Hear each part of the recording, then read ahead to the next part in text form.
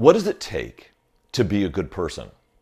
Or to put it in biblical terms, what does it require to be righteous?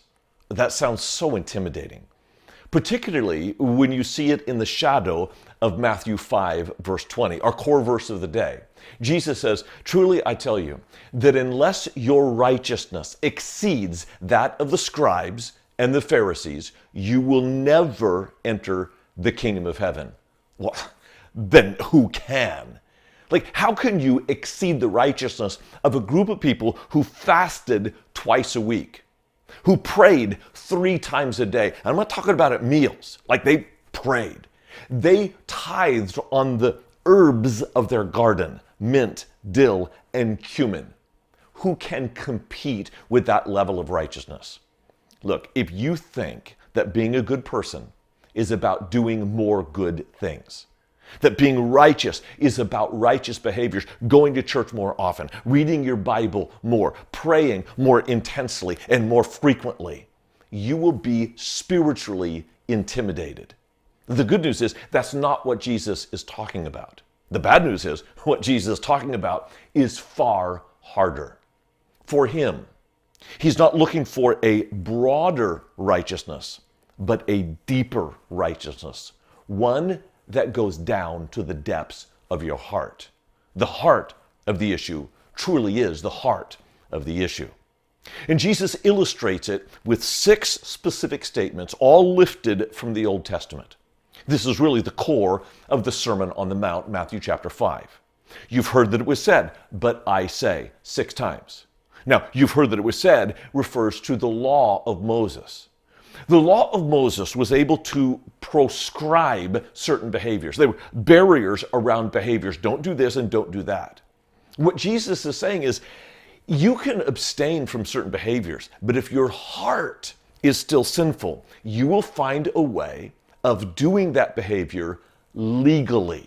So, for example, I'm only going to talk about the first and the last. We could talk about all 6, and we do in the essay of Core52. But the first one says, you've heard that it was said to people long ago, don't murder. That is, you don't shed blood. You don't kill people. And you go, okay, I would never kill anyone. Oh, yeah?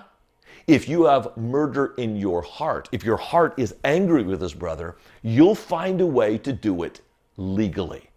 Now, you would never bash someone's skull in. You're too much of a coward. You don't want to clean up the blood, and you don't want to go to prison. So you find a way to do it, not with a gun, but with words. And you'll pull the trigger on social media and destroy reputations and families and businesses because you're angry.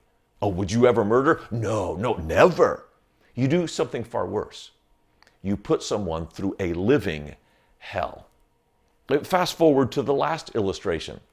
You've heard that it was said, love your neighbor and hate your enemy. Now, obviously, love your neighbor is in the biblical text of the Old Testament. That's one of the 2 core commandments for Christians. But hate your enemy, that was nowhere written in the law, but it was inscribed throughout culture. And not just theirs, ours. Of course you hate your enemy. They are your enemy. That's what you do with enemies. And Jesus said something that I consider the most offensive and dangerous thing that he ever said. Love your enemies and pray for those who persecute you. Why? Because instead of looking at your enemies as someone who is against you, you look at your enemies as someone who's had something against them. People act in aggressive and angry ways.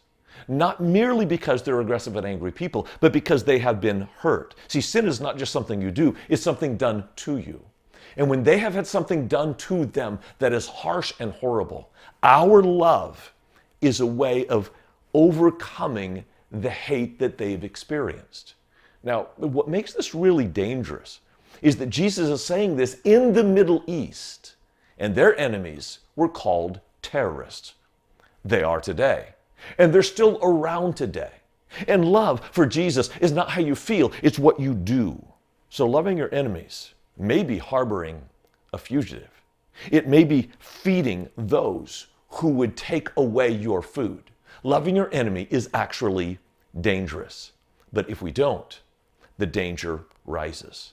You see, hate for your enemy only creates worse and more enemies. Haven't you seen that in our own history recently?